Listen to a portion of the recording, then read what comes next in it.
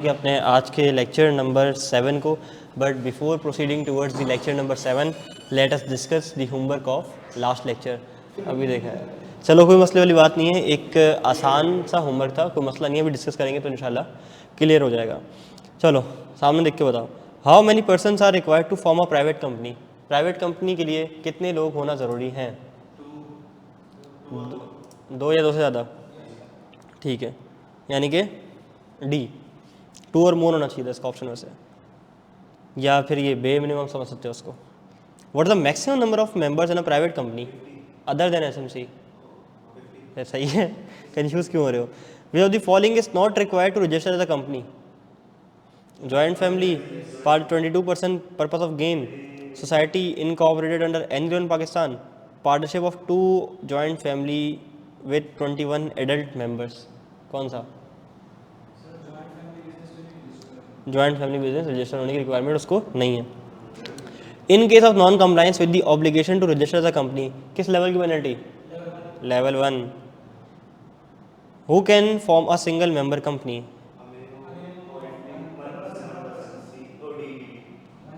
1%, सही है, D. What happens to a single member upon the owner death? Successor आता है। अच्छा, कंपनी ऑक्शन कर दी जाती है, नीलाम कर दी जाती है हाईएस्ट बिडर को, शेयर ट्रांसफ़र किए जाते हैं, स्टेट ले लेता है, कंपनी डिज़ोल्व हो जाती है। कौन सा ऑप्शन है इसमें से? बी हो सकता है, बिल्कुल ठीक है। What must be submitted to registrar to incorporate a company? Letter of intent from potential investor, business plan and FS. भाई बिजनेस तो बना ही नहीं, एफएस कहाँ से आ गया? Declaration of compliance, detail market analysis. C, ठीक है। If a company operate for more than 180 days with less than minimum required number of members, who is liable for the company debts incurred during that period? Every member who was aware of the shortfall. What is the minimum number of member required to start a public unlisted company? 3, और listed के लिए 7। आपका जवाब बिल्कुल दुरुस्त है। Upon registration, what does the certificate of incorporation indicate about the company? क्या क्या आता है सर्टिफिकेट ऑफ इनकॉर्पोरेशन में? नाम आता है, नाम, date of incorporation, date of company, limit by share guarantee, only date of incorporation, type of company, name, registration number and whether it's public और प्राइवेट।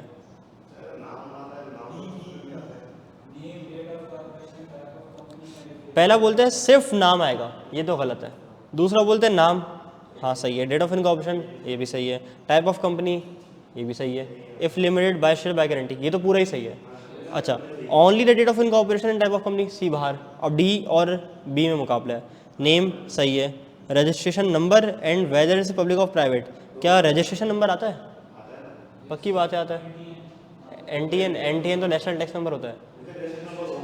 क्या रजिस्ट्रेशन नंबर आता है? नहीं, मेरे हिसाब से तो नहीं आता। मेरे हिसाब से तो आता है, पक्की बात है। अच्छा, तो फिर कौन सा सही है? दोनों सही लग रहे हैं। चलो चेक करते हैं जाकर। कल हमने क्या पढ़ा था?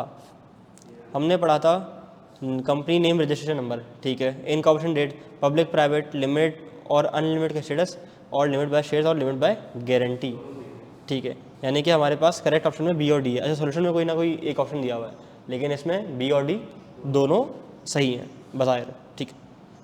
Case study, XYZ partnership is a thriving consultancy firm in Lahore, Pakistan, specialising in IT and business process outsourcing solution, established in 2023. The partnership initially started with 18 partners. Due to its unprecedented success and growth, XYZ partnership expanded its operation and brought in 5 more partners by the end of 2023. वैसे ही 18 पे खड़े हुए थे, 5 लोग और लिए, कितने हो गए? 23। यानी कि क्या हो गई? कंसल्टेंसी फर्म है, लेकिन क्या ये प्रोफेशनल है? कोई एक्सेप्शन तो प्रोफेशनल होती, कंसल्टेंसी तो वो नहीं होती। और जैसे ये बिज़नेस प्रोसेस आउटसोर्सिंग वगैरह कर रहे हैं, IT का काम कर रहे हैं, तो क्या हमने IT को प्रोफेशनल्स की डेफिनेशन में डाला था? इवन MBA भी प्रोफेशनल डेफिनेशन में नहीं आ रहा है।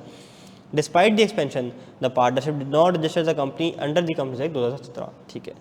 In March 2024, XYZ partnership undertook a major project valued at 50 million.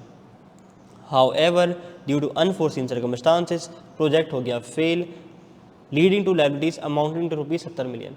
यानी कि अब ये एक तो नॉन कंप्लाइंस, ऊपर से 70 मिलियन की पेनल्टी, तो प्रोग्राम जारी रहा या ख़त्म हो गया? ख़त्म हो गया। Given the firm's unregistered status and the result of non-compliance with the obligation to register the company under the Companies Act 2017, a legal issue has arisen. ठीक है.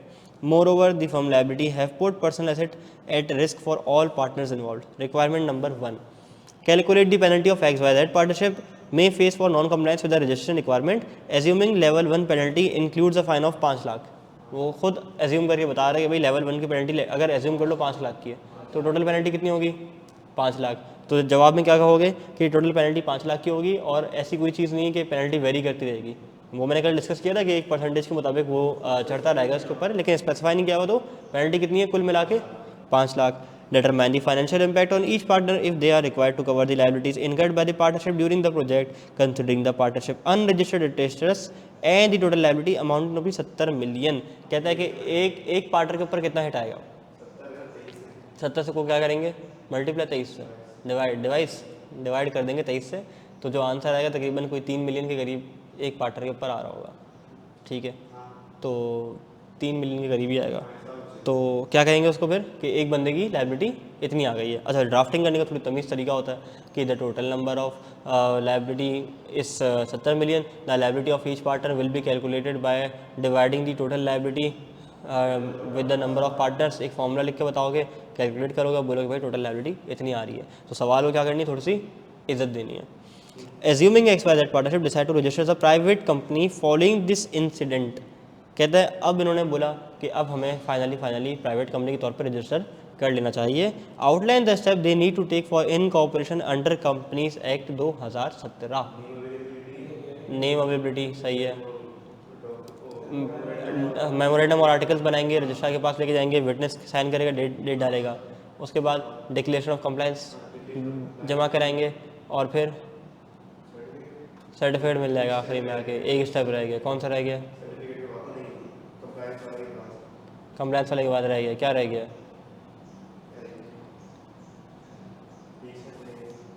Address for correspondence. एक कॉरेस्पॉन्डेंस एड्रेस दिया जाएगा जिसके ऊपर तमाम correspondence company की होंगी। सही है, चलो जी, क्लियर है? क्या ये होमवर्क हमें समझ आता है? क्या हम इसमें क्लियर हैं? अच्छा भाई, ऑनलाइन में लोग भी माशाल्लाह आ गए हैं, निदा फातिमा और मोहसिन शोएब। मोहसिन यार तुम्हारी कमी महसूस हो रही तो वहाँ जाए नहीं हो, ऐसा नहीं करो यार। वो क्या नाम है इसका भाई? अली नूर। हाँ यार, मैं इसको जुनून से मैं याद रखूँगा भाई। अली नूर कह रहे हैं कि तुम जो है वो उसको बुला के खुद सो गए हो। गलत बात है मोहसिन, गलत बात है। अब हंस भी रहे ऊपर से। चलो, कहता है यस आई एम सॉरी। आप दीदा हो गया यार, कोई मसला नहीं है यार, मजाक कर रहे हैं, टेंशन क्यों ले रहे हैं। चलो जी, अच्छा हम पढ़ रहे थे सॉल्यूशन इसका। सबसे पहले नाम लेंगे, मेमोरेंडम जमा कराएंगे, आर्टिकल्स जमा कराएंगे।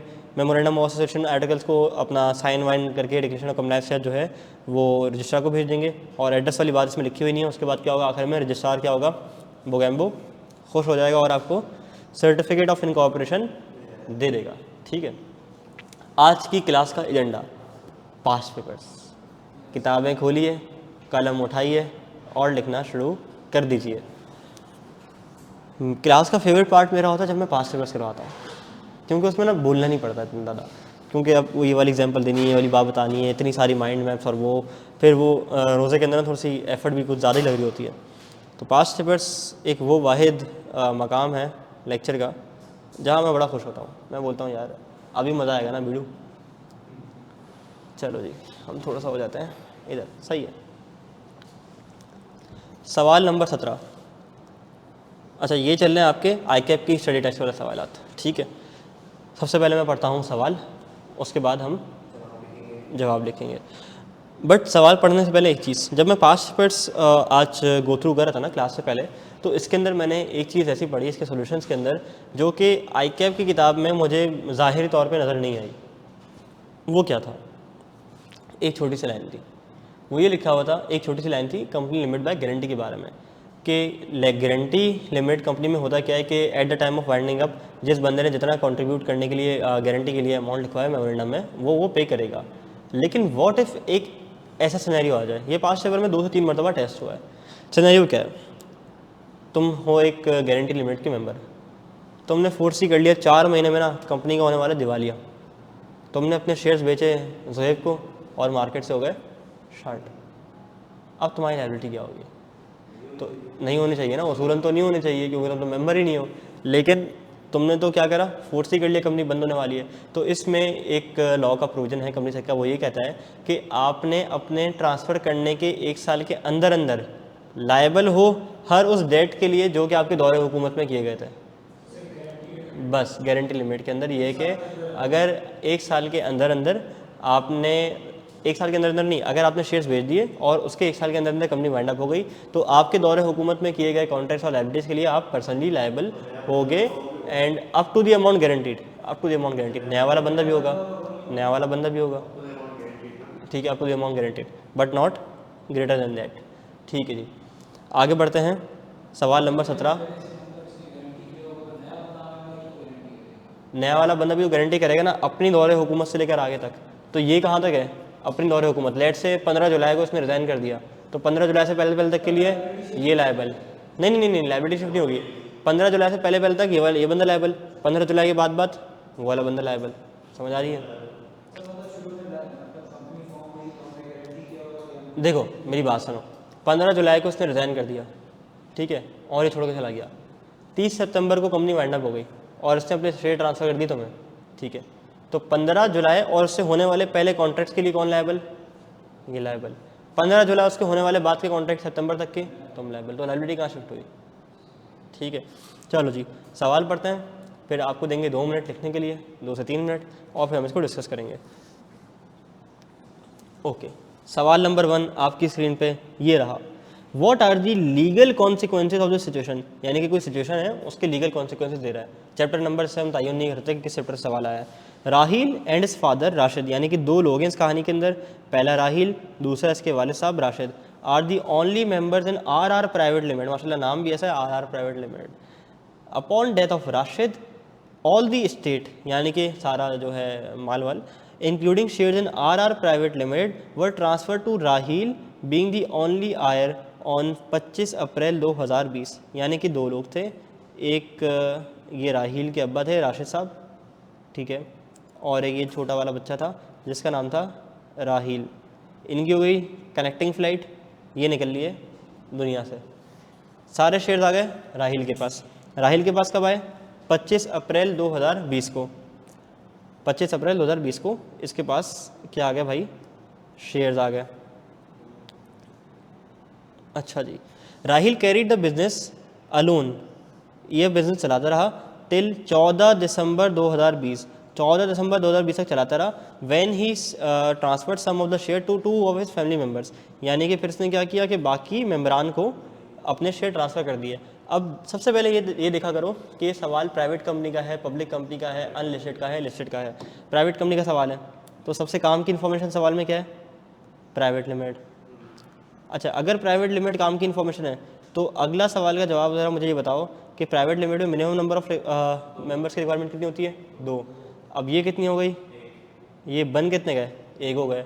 और ये बिज़नेस कितने टाइम तक चला, अच्छा ये छोड़ो, कितने टाइम तक चला सकते हो? 180 डेज़। 180 डेज़ कब पूरे होंगे? 180 डेज़ 6 महीने नहीं होते। कितने बनेंगे? 22 अक्टूबर बनेगा? बताओ। नहीं नहीं, बनेगा कितना? हाँ, कितना बनेगा? 22 अक्टूबर बन रहा है पक्का? ठीक है, तो यानी कि 22 अक्टूबर तक चला सकता था, लेकिन इसने दर हकीकत कब तक चला दी कंपनी? 14 दिसंबर। तो यानी कि पेनल्टी नहीं, पर्सनली लायबल होगा। यानी कि 14 दिसंबर को ना, 14 दिसंबर तक इसने अपना कारोबार चलाया है, तो लाहिल पर्सनली लायबल होगा for the date of the company contracted during the time from 22 October 2020 to 14 December 2020। यानी कि यहाँ से यहाँ तक के लिए ना, इन कॉन्ट्रैक्ट्स के लिए ये पर्सनली लायबल होगा। इसको अपनी जेब से पैसे देने पड़ेंगे बिकॉज इसने बिजनेस कैरी किया with less than fewer number of members. हाँ हाँ, दोबारा कंटिन्यू कर सकते हैं। अब इसमें ना मुझसे एक हो गई गलती, पता भी नहीं चला, मैंने सोल्यूशन डिस्कस कर ली, तुम लोगों से लिखवाना था, ठीक है। हंस क्या रहा है? हंस रहे यार, मैंने जो है वो अच्छा मौसम भी जवाब दे रहा है मुझे आज 180 days. Upon the death of the Rashid, all the shares in RR were transferred to the Rahil, being the only heir since the member of the private limited fell below 2 members. For this reason, the law states for 180 days, preferably 22 October 20, Rahil will be personally liable for RR private limited. ठीक है, अच्छा preferably वाले अल्फाज थोड़ा सा avoid करें. बस इसको तुम एग्जैक्ट डेट काउंट करके जो है ना वो डेट लिख दो तो ज़्यादा बेहतर रहेगा. ठीक है, डन है. Question number 17. अब सॉल्यूशन डिस्कस नहीं करूँगा, खुद बताओ. सही है.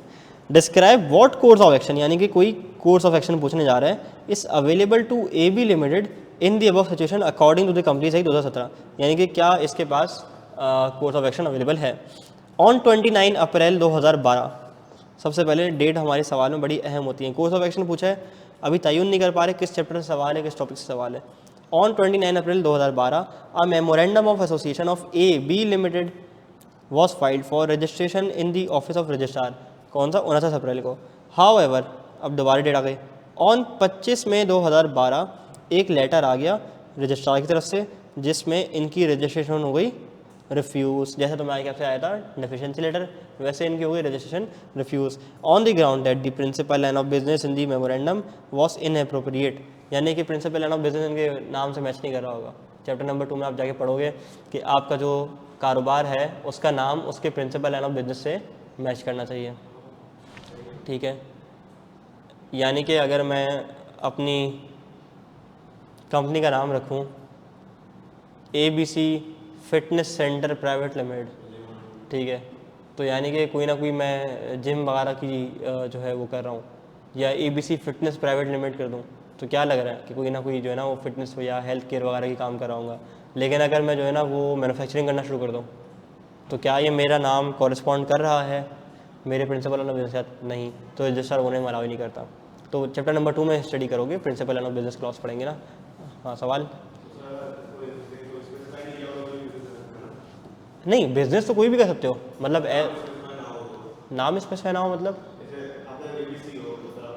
हाँ हाँ, लेकिन प्रेफरेबली तुम्हारा जो कंपनी का नाम है वो उससे रिसेंबल करना चाहिए. अब जैसे यूनिलीवर है, यूनिलीवर का कोई लोगो भी मायने नहीं है कि वो कोई चीज़ कर दो, नाम रख सकते हो. ठीक, अच्छा जी, अब बताओ जवाब लिखने के लिए आपके पास है 2 मिनट. लिखो लिखो 2 मिनट, नहीं बताऊँगा क्यों, लिखो.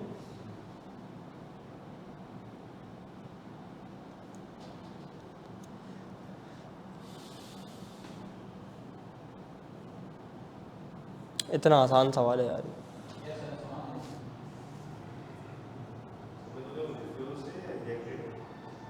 रिफ्यूज़. चलो आंसर नहीं भी लिखना ना, बुलेट पॉइंट लिख लो कि इस सवाल में हमने ये वाली बातें कवर करनी है. हाँ, बुलेट पॉइंट लिख लो बोले कि तुमने ना इसमें कौन कौन सी हेडिंग डिस्कस करनी है बस. तो फिर हेडिंग तो खुद लिख लोगे ना, मसला नहीं है. कौन कौन सी? ठीक है, सही सही, जो आ रहा है लिखो, जो सहन में सब लिखो, सब लिखो. Cover every possible situation in the exam. इस सवाल के आंसर में ना मैंने जो ICAP किताब से आंसर उठाया है इसने दोनों सिचुएशन कवर नहीं करी. आगे जाके एक एग्जामिनर कमेंट दिखाऊंगा ICAP का, उसमें वो खुद बोलता है भाई सारे सिचुएशन तो कवर करो, एक एस्पेक्ट के ऊपर बात करो, दूसरे एस्पेक्ट के ऊपर बात नहीं की. वो जब नहीं, कवर एवरी पॉसिबल सिचुएशन बताता हूँ, लिखो लिखो. अच्छा जी, आहा चंगा हो गया, मसन पकड़ा गया ना. यही तो मैं चाह रहा था कि तुम फंसो, यहाँ पे फंस गए. अभी मैं यही बात कर रहा था कि एक एस्पेक्ट कवर किया है. चलो मौसम जाओ, एक और चांस दिया, ज़रा मुझे बताओ कि दूसरा एस्पेक्ट इस सवाल का क्या हो सकता है. एस्पेक्ट नहीं, बेसिकली एक पॉइंट है.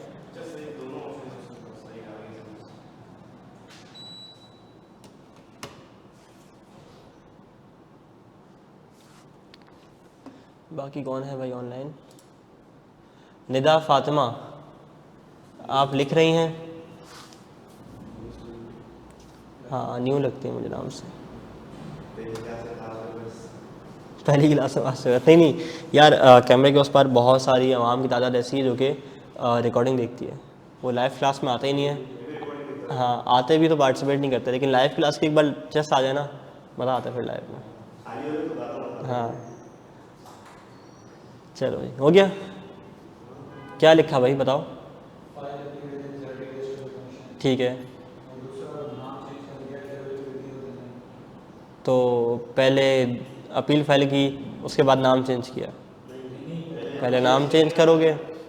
अच्छा, इस सवाल के जवाब में जो ICAP की किताब में लिखा हुआ था ना, वो सिर्फ इतना ही लिखा हुआ था कि कोई सब्सक्राइबर या उनका authorise person within 30 days of refusal जो है वो जाके अपील कर सकता है और कमीशन का ऑर्डर फाइनल होगा, which shall not be challenge in any court or higher authority. अच्छा, इसने भी, मौसम ने भी यही जवाब दिया, ICAP की किताब में भी ये जवाब है। ठीक है, लेकिन आगे जब मैं तुम्हें एक और सवाल कराऊंगा ना ये वाला, उस सवाल का नाम है मलिक एन आज़ाद मेरे ख्याल से। ठीक है, अभी वो केसेस में आएगा। उसके अंदर क्या इशू है, उसके अंदर ये इशू है कि एग्जामिनर कमेंट दिखाऊंगा, अभी लिखे हुए भी इसके अंदर नोट्स के अंदर। एग्जामिनर कमेंट में क्या बोलता है कि आपने डायरेक्ट अपील की बात करी, पहले ये बात तो करो कि मैं नाम रेक्टिफाई करूंगा और रजिस्ट्रार के पास लेके जाऊंगा। अगर रजिस्ट्रार सेटिस्फाई हो गया तो वो रजिस्टर कर देगा, अगर रजिस्ट्रार सेटिस्फाई नहीं हुआ तो वो रिफ्यूज़ कर देगा, और रिफ्यूज़ल के बाद फिर मैं जाऊँगा अपील करने के लिए कमीशन के पास। तो that's the complete answer. You should cover all the aspects in your answer, right. 2 course of action है, ठीक। क्या हम आगे बढ़ सकते हैं। Practice question number 19। Under the companies 2017 briefly describe the effects of such registration. बस रजिस्ट्रेशन हुई है, कोई उसके इफेक्ट्स पूछ रहा है। The registrar after registering the memorandum and articles, मुबारक हो भाई मेमोरेंडम आर्टिकल्स हो गए हैं registered, as issued a certificate of incorporation, अब वो सील वाला सर्टिफिकेट भी मिल गया आपको, to Shahbaz limited, a company with an authorise share capital of 300 million. कसम से इस ऑथराइज शेयर कैपिटल का सवाल में कोई काम नहीं है, बस बताया हुआ है। अच्छा, रिक्वायरमेंट में क्या है, इफेक्ट ऑफ इनकॉर्पोरेशन बता दो। ये कल हमने क्लास से जाते जाते पढ़ा था। हाँ, बॉडी कॉर्पोरेट, सही है।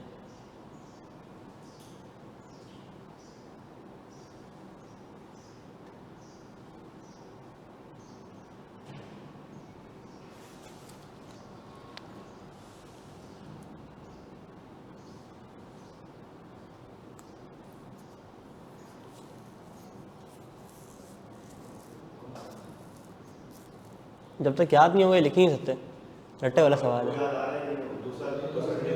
हाँ, रट्टे वाला सवाल है। नहीं, वो तो इस सवाल चैप्टर में है ही नहीं, वो तो डिस्कस किया था सिर्फ। वो था certificate of commencement of business, वो तो यहाँ आएगा भी नहीं। अच्छा देखो, ये सवाल है रट्टे वाला, तो मैं इसके लिए लिखने के लिए तो मैं टाइम नहीं दे रहा, सिर्फ डिस्कस कर रहा हूँ कि इफेक्ट ऑफ इनकॉर्पोरेशन क्या थे। सबसे पहले जब कंपनी इनकॉर्पोरेट हो जाएगी तो वो एक बॉडी कॉर्पोरेट बन जाएगी कंपनी एक्ट 2017 के तहत, और बॉडी कॉर्पोरेट के वही फंक्शन होंगे, सेपरेट सील होगी, सेपरेट लीगल स्टेटस होगा, कॉमन सील होगी, और जो है परपेचुअल सक्सेशन होगा, ये सारी चीज़ हो गई। फिर कंपनी का रजिस्टर्ड ऑफिस वो होगा जो कि उसने जमा कराते हुए लिखवाया था। उसके बाद जो पर्सन नाम लिखा हुआ डायरेक्टर्स बनने के लिए वो प्रोपोज डायरेक्टर बन जाएंगे, और फिर आखिरी में जो मेंबर्स थे वो बन जाएंगे शेयर होल्डर्स। ठीक है, क्या ये बात समझ आती है, क्या हम यहाँ तक क्लियर हैं, क्या हम आगे बढ़ सकते हैं। स्पीड में जा रहे हैं, सही है, छोटे से सवाल है, इजी सवाल है। Under the provisions of companies act 2017 identify when a business is mandatorily required to be registered as a company, list down exception to the above. अच्छा, इसके तो बुलेट पॉइंट्स बना सकते हो यार, कुछ भी नहीं है, इजी पीसी, छिती। अच्छा, मौसम भाई का जवाब, subscriber memorandum together with such person may from time to time become member of the company or body corporate by the name stated in the certificate of incorporation. नहीं यार मौसम, ये जवाब सिर्फ 1.5 लाइन का जवाब है, ऐसा नहीं। तुमने जो है ना वो पूरा उसको, जो हमारा रट्टे वाला एक सवाल था, उससे कोई 4-5 पॉइंट याद करने हुए और उसको फिर यहाँ पे जाके छापा छापी करनी है। अच्छा, when more than 20% get together for what, for party, for cricket, for football, what?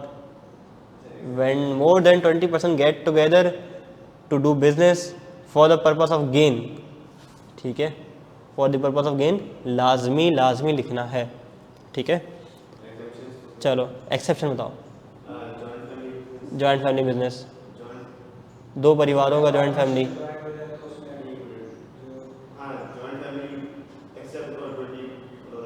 हाँ ठीक है, और ठीक है, एक्सक्लूडिंग माइनर्स, सही है, 2 हो गए, 3 तीसरा सोसाइटी या वो बॉडी कॉर्पोरेट या वो चीज़ जो भी किसी भी और लॉ के तहत फॉर्म हो गई, जैसे कि इंश्योरेंस ऑर्डिनेंस हो गया, बैंक ऑर्डिनेंस हो गया। और इससे ऊपर पहला वाला तुमने 4 3 2 1 ऐसे होना है, ठीक है, उल्टे, ठीक है। पार्टनरशिप ऑफ सर्टेन प्रोफेशनल, हाँ, कौन कौन है? डॉक्टर, डॉक्टर था, डॉक्टर था, डॉक्टर तो नहीं था, डॉक्टर था नहीं उसमें से। जैसे कि कौन कौन था? लॉयर था, पार्टनरशिप ऑफ लॉयर, अकाउंटेंट और अदर प्रोफेशनल, बिल्कुल ठीक बोला। डॉक्टर डाला हुआ नहीं है, वो तो प्रोफेशनल है, ठीक है। अब मुझे पता नहीं है कि ये जैसे जो हॉस्पिटल्स होते हैं ये तो एनपी होते हैं, नहीं एनपी होते हैं ना मेरे हिसाब से तो, क्योंकि कोई मैंने हॉस्पिटल देखो कम करते तो वो बिज़नेस ही है तो बिज़नेस, लेकिन एनपीओ के पीछे रह गए मेरे हिसाब से। क्योंकि कभी तुमने किसी हॉस्पिटल के आखिर में लिमिटेड देखा है? नहीं आ सकता ना, वेलफेयर का काम है ना। डॉक्टर ज़ियाउद्दीन हॉस्पिटल लिमिटेड तो नहीं देखा मैंने, दारुल सेहत हॉस्पिटल लिमिटेड तो नहीं देखा मैंने, और कौन सा ये डिफेंस वाला आगा खान हॉस्पिटल लिमिट तो नहीं देखा। डिफेंस में कौन सा यार एक हॉस्पिटल भूल गया यार मैं, वो डिफेंस में कौन सा हॉस्पिटल है?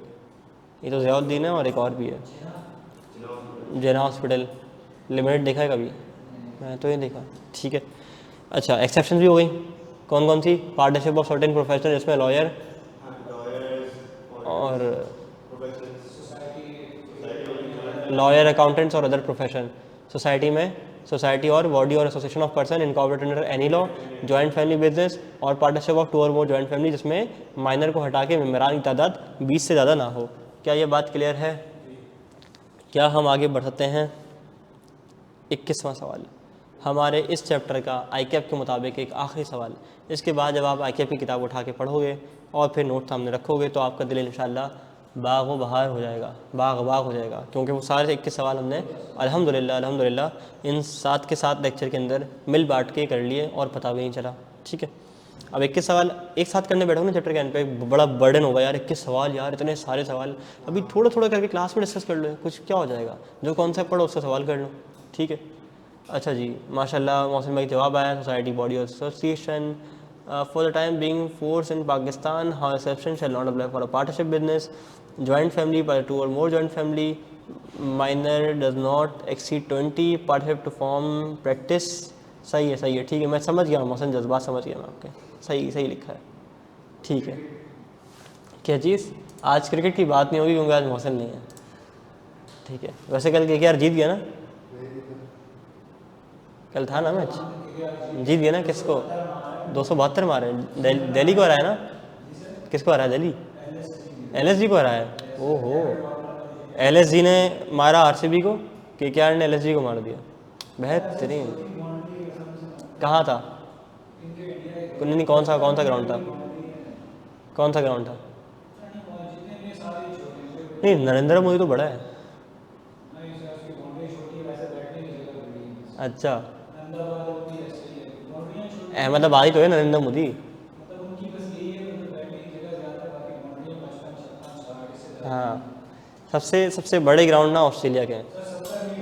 पर्थ हो गया, ओवल हो गया, ब्रिस्बेन हो गया, मेलबोर्न हो गया, ठीक है, ये बड़े हैं। और वेस्ट इंडीज़ के छोटे हैं, डैरेन सामी क्रिकेट ग्राउंड वगैरह हो गया। फिर अच्छा, इतनी छोटी बाउंड्री होगी? हाँ, अच्छा, अल्लाह खैर करे, क्या होने वाला है।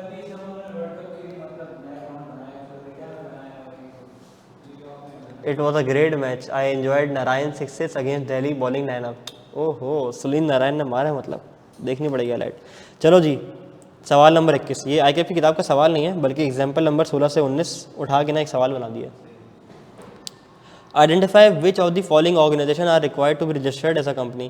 कह रहे बताओ इनमें से किसको कंपनी रजिस्टर कराने की जरूरत है। Number 1, in an MBA class 28 fellow decided to form a partnership firm to work collectively as a marketing and advertisement advisers. क्या इनको पार्टनरशिप फर्म रिक्वायर करने की ज़रूरत है, बनवाने की ज़रूरत है, सॉरी कंपनी बनाने की ज़रूरत है?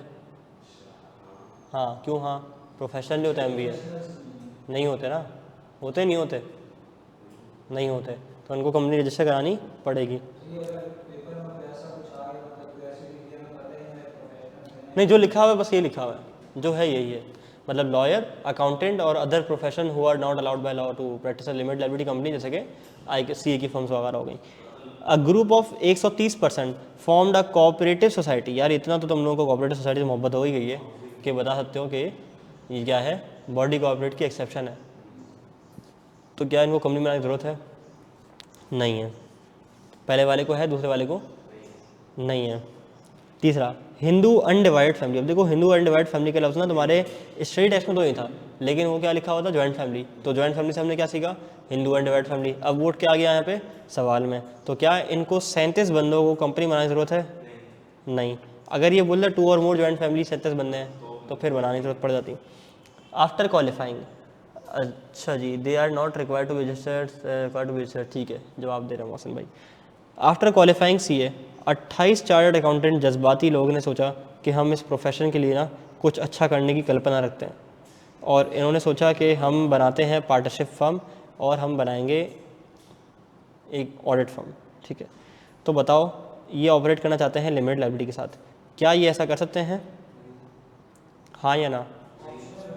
ऑप्शनल है, नहीं कर सकते, नहीं बना सकते। जो CA फर्म्स है जितनी लिमिटेड लायबिलिटी वाली होती हैं, KPMG limited, PwC limited, Haroon Zakaria limited, Rahman Sarfaraz limited, GT limited, कभी लिमिट देखा है?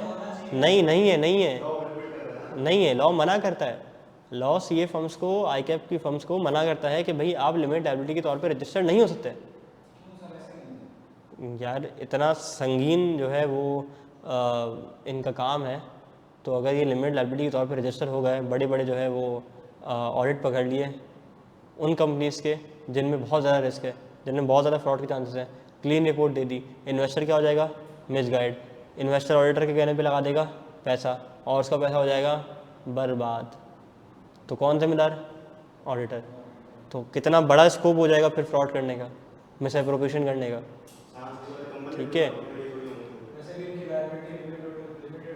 लिमिट हो जाएगी ना फिर, वही तो बात समझ आती है। क्या हम यहाँ तक क्लियर हैं? हमारे सवाल हो गए 21। एंडिंग नोट्स अभी नहीं दूंगा, एंडिंग नोट्स इस चैप्टर के मैं आपको दूंगा। नोट्स कोई नोट्स नहीं है, वो आखिरी के जज्बाती तकरीर होती है ना, वो हम देंगे चैप्टर के ख़त्म होने के बाद। Remaining past paper practice other than in ICAP study text. बात समझ आती है? कौन से पास्ट पेपर हैं भाई? मुझे पता नहीं क्यों डब्बा बनाने ले जाता, अच्छा लगता है, बन गया।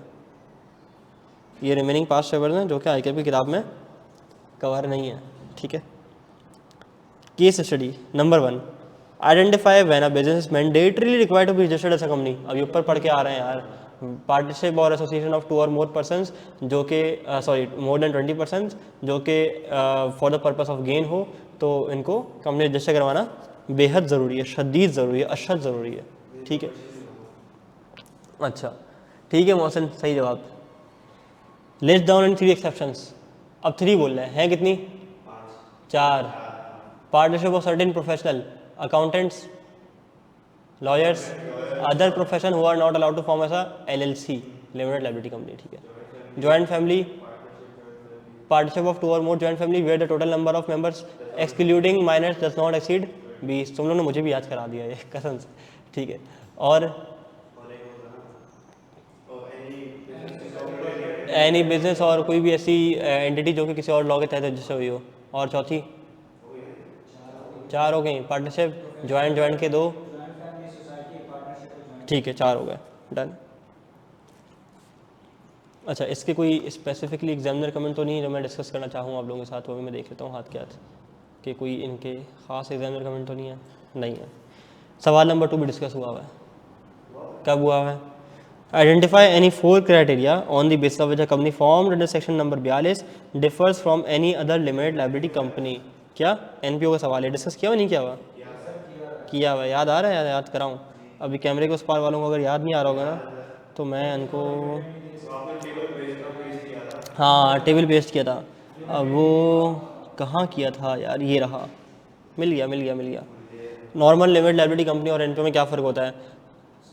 स्टेटस का फ़र्क होता है। नॉर्मल लायबिलिटी जो है, नॉर्मल कंपनी जो है प्राइवेट पब्लिक होती है, जबकि एनपीओ सिर्फ पब्लिक कंपनी होती है।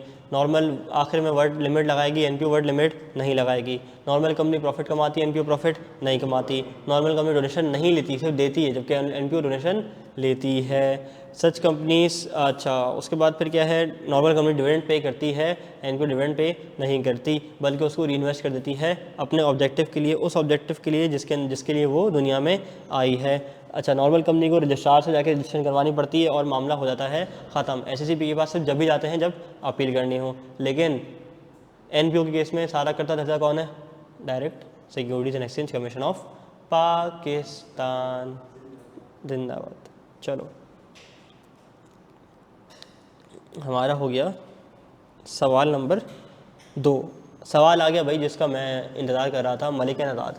अच्छा जी, मोहसिन भाई कहते हैं can be formed as a public company, promoter shall have to apply the commission for licence to permit the association for voter granted. अच्छा जी, ये सवाल जो है ना, जब मैं कैफ 3 पढ़ रहा था ना, जब भी मैंने किया था, हाँ ये लिटरली वो टीचर क्लास सॉल्व करा रहे थे सवाल, और मुझे अच्छी तरह से याद है कि ये सवाल सॉल्व जब वो करा रहे थे ना, वो मतलब सवाल करा के ना, चैप्टर करा के पास पेपर भी आ गए।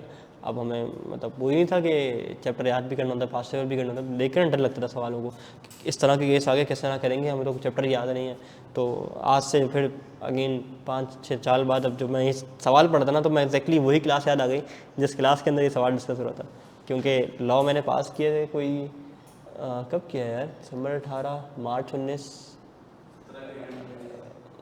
सितंबर 19, मार्च 20 में कैफ 3 जो ज्वाइंट था ना वो पास हुआ था।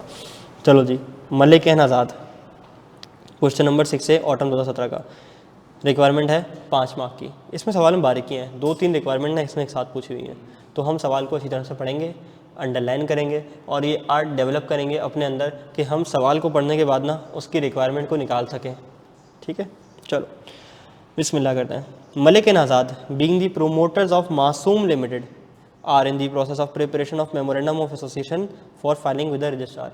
इसमें कोई मसला नहीं, कोई काम की बात नहीं, बस एमओ जमा करा रहे हैं ताकि ये रजिस्टर करा सके कंपनी को। ठीक है।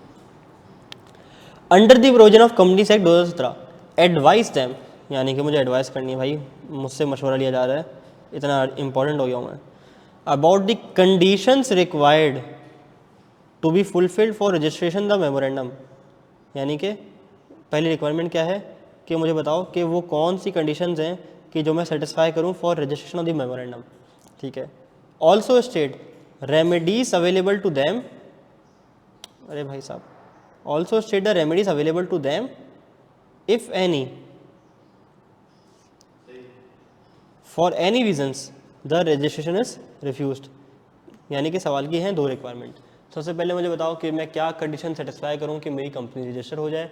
नंबर 2, मुझे वो रेमेडीज़ बताओ कि जो मेरे पास अवेलेबल हैं कि इन केस मेरी कंपनी की रजिस्ट्रेशन रिफ्यूज़ हो जाए। बताओ पहली चीज़ क्या कंडीशन है? Signature witness, direct signature witness. अच्छा सही है, नाम के ले लेंगे, फिर मेमोरेंडम बनाएंगे, फिर क्या होगा, सब्सक्राइबर साइन करेंगे, विटनेस करेंगे, डेट डालेंगे, उसके बाद ठीक है मेमोरेंडम हो गया। अब आगे मेमोरेंडम जहाँ आएगा वहाँ क्या आएगा? नहीं, रजिस्ट्रेशन ऑफिस से पहले मेमोरेंडम बताया, दूसरा डॉक्यूमेंट कौन बताएगा? Articles for company limit by sheets के लिए क्या है?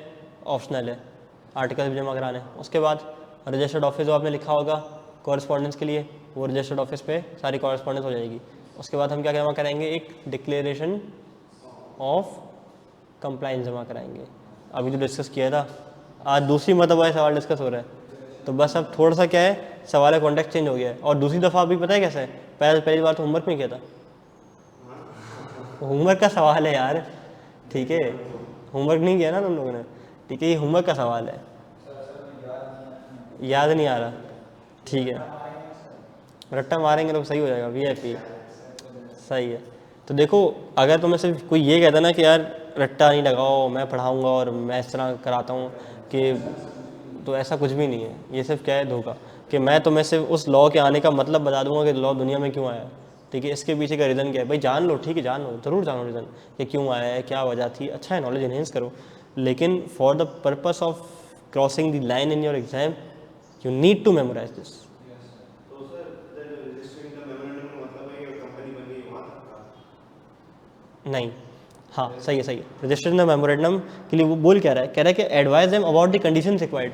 सबसे पहले आपने नाम की अवेलेबिलिटी लेनी है, उसके बाद जाके मेमोरेंडम जमा कराना है, साइन डेटेड विटनेस सब कुछ, फिर article of association, companies limit by share optional है, फिर डिक्लेरेशन ऑफ कंप्लाइंस लाजमी डिक्लेरेशन ऑफ कंप्लाइंस आएगा, उसके बाद रजिस्ट्रार जो है बस 5। अच्छा, एड्रेस फॉर कॉरस्पॉन्डेंट भी आएगा, और रजिस्ट्रार अगर सेटिस्फाई हो गया तो फिर वो सर्टिफिकेट ऑफ इनकॉर्पोरेशन इशू कर देगा।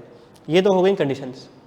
अच्छा, रेमेडी क्या अवेलेबल है? अच्छा, मोहसिन का आंसर आ गया है, MOA shall be file with registrar, declaration of compliance satisfy हो गया तो फिर कर देगा, रिक्वायरमेंट ऑफ द एक्ट, ठीक है, order of SCP shall be final. अच्छा, अब रेमेडी क्या अवेलेबल है? गलती कर दी ना, तुम बताओ क्या रेमेडी अवेलेबल है?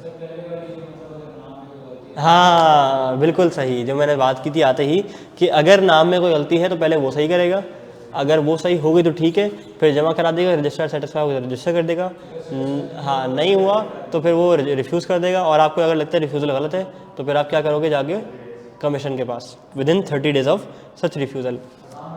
आसान हो रही है, चलो जी। MCQ से छुट्टी मुट्टी पे। अच्छा जी, कहाँ थे हम?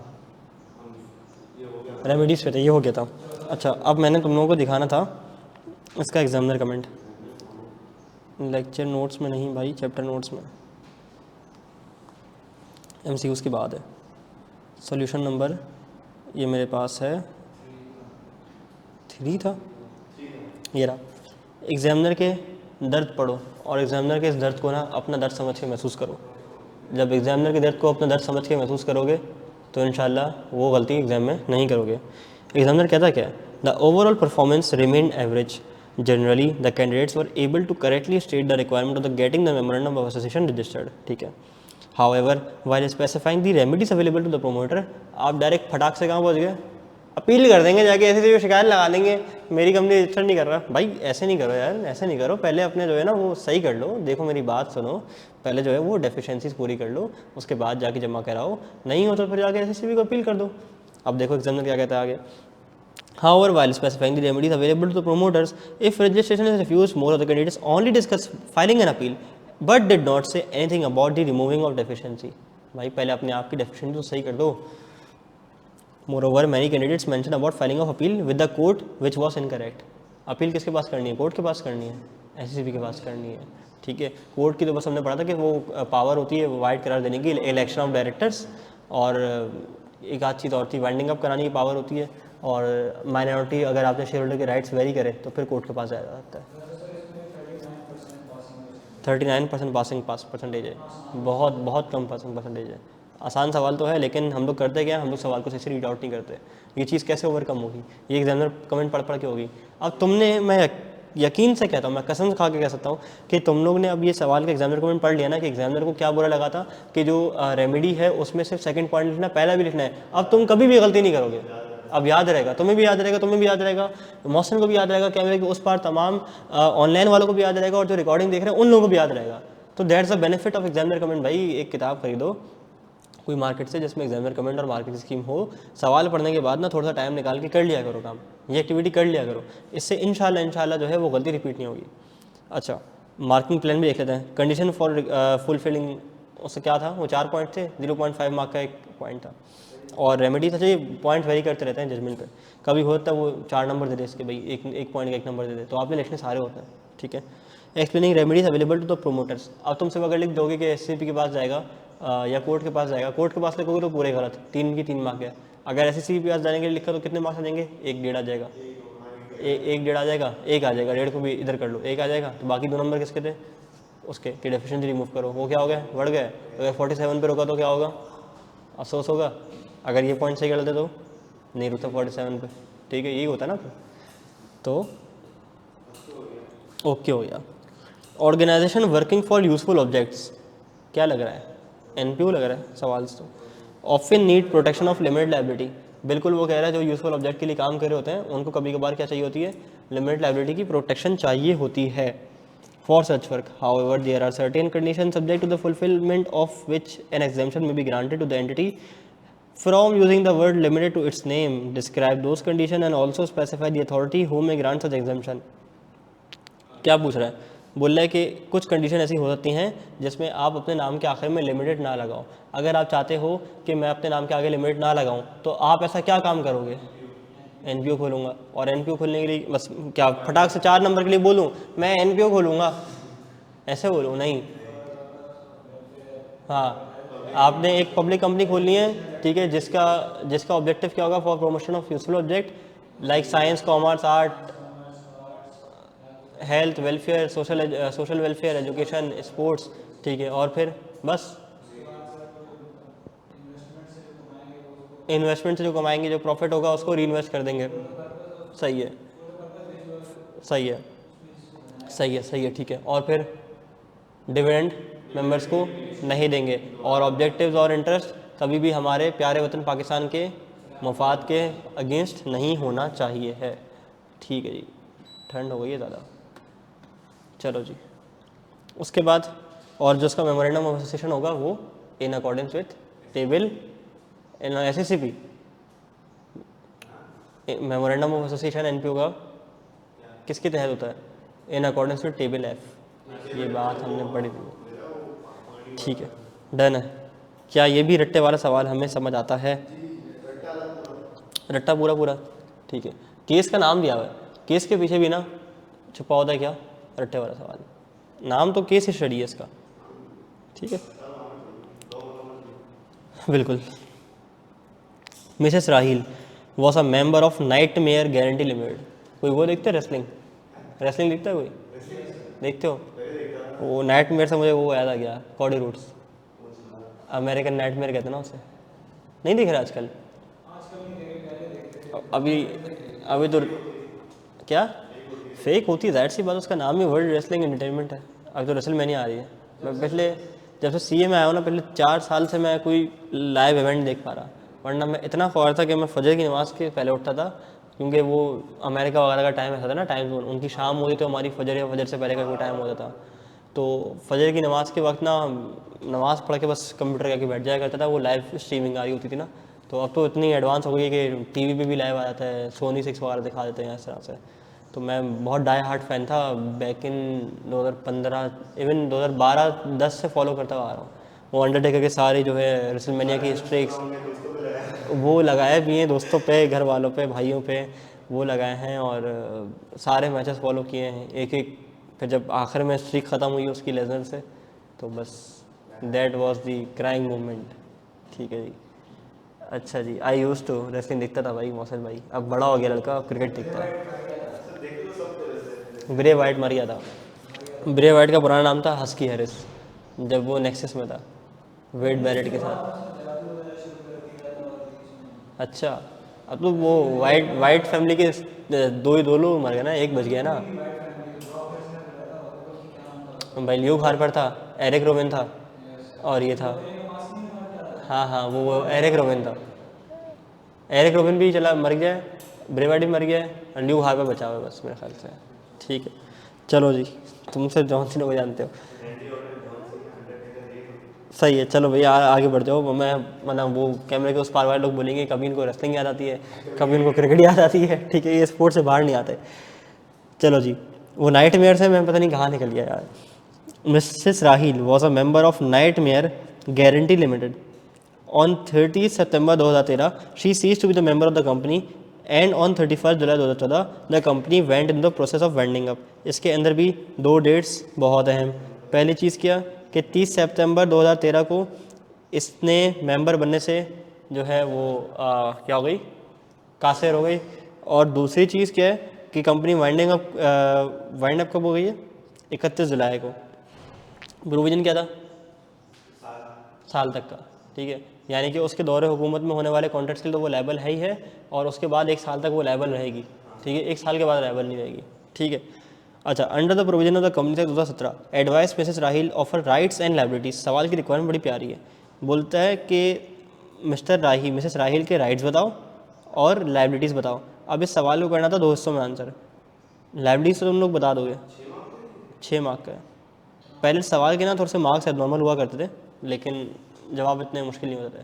लाइबिलिटीज़ क्या होंगी, एक साल तक पे करते हैं, क्या करने होंगे? एक साल से अगर कंपनी एक साल के अंदर कंपनी वाइंड अप एक साल के अंदर कंपनी वाइंड अप हो गई तो उसको अपने दौरे हुकूमत के जो है वो होने वाले कॉन्ट्रैक्ट के लिए खुद जिम्मेदार होगी। ठीक है, अच्छा सही है। और जो उसकी लाइबिलिटी के अंदर ये भी लिखोगे जो टोटल लाइबिलिटी उसने गारंटी की है उससे एक्सीड नहीं करेगी। ठीक है, राइट्स क्या होंगे?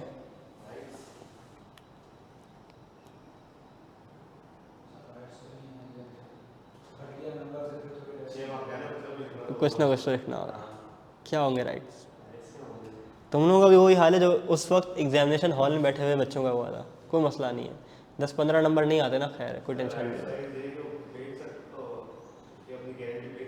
बहुत फजूल सा जवाब है राइट्स का, सोच भी नहीं सकता है। मुझे इवन मैं भी सोचता ना तो मुझे भी नहीं आता।